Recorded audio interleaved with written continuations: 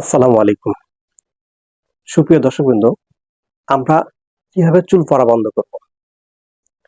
তো আমাদের মা এবং বোনদের উদ্দেশ্য করে বলবো আমি যে আপনারা কিছু কাঁটা জাতীয় কিছু জিনিস মাথায় ব্যবহার করেন। যে জিনিসটা অনেক টানা বেঁধে রাখার কারণে আপনার মাথার গোড়া থেকে চুলটা ছিঁড়ে আসে এবং ফেটে যায় এবং অনেক টাইট করে বাঁধেন। এই কাজটা মোটেও কেউ করবেন না। আরেকটা জিনিস হচ্ছে সেটা হচ্ছে যে যদি দেখা যাচ্ছে যে কিছু চুল উঠতেছে, আপনারা এত পরিমাণ টেনশন করেন, এই টেনশনের কারণে আরো চুল উঠে যায়। চুল পড়ার টেনশনে আরো চুল বেশি উঠে। তো এটা না কোনো প্রকার টেনশন করবেন না। হ্যাঁ?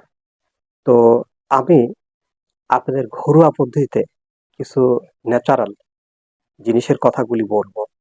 এই জিনিসগুলো আপনারা পারলে আর যারা আমার আলোচনাগুলি শুনছেন, পারলে একটু নোট করে রাখার চেষ্টা করবেন। তো ঠিক আছে বন্ধুরা, আমরা জেনে নেই ঘরোয়া পদ্ধতিতে কিভাবে চুল পড়া রোধ করব। আমাদের যখন চুল পড়া শুরু হয় তখন আমরা কি করি? মাথায় নারকেল তেল দেওয়া ব্যবহার বন্ধ করে দিই।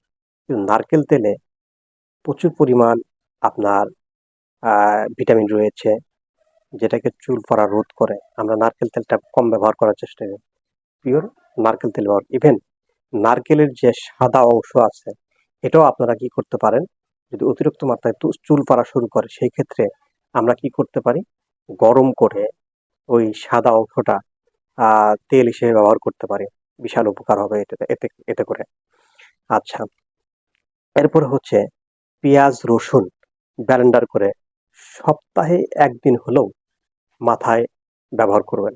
সপ্তাহে 2 দিন করে আপনার পেঁয়াজ রসুন এটা ব্লেন্ডার করে এর রস নারকেল তেলের সাথে মিশিয়ে আপনার মাথার গোড়ায় সুন্দর করে মিশ্রণ করে দিবেন, দিয়ে রাখবেন।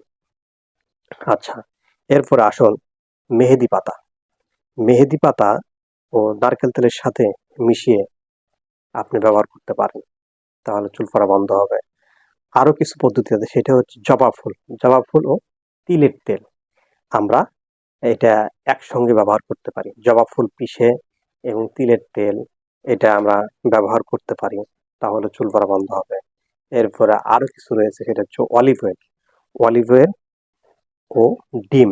ডিমের যে সাদা অংশটা এটা আপনারা ব্যবহার করতে পারেন।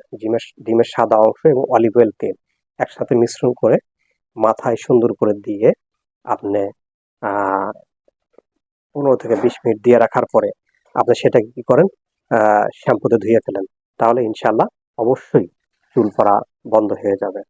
হুম। তো ঠিক আছে বন্ধুরা, আমার এই আলোচনাটি দেশ ও দেশের বাইরে যারা শুনলেন, জেডে টিভির পক্ষ থেকে আপনাদেরকে সকলকে ধন্যবাদ জানিয়ে সুস্বাস্থ্য কামনা করে করে আমার আলোচনা এখানে শেষ করছি।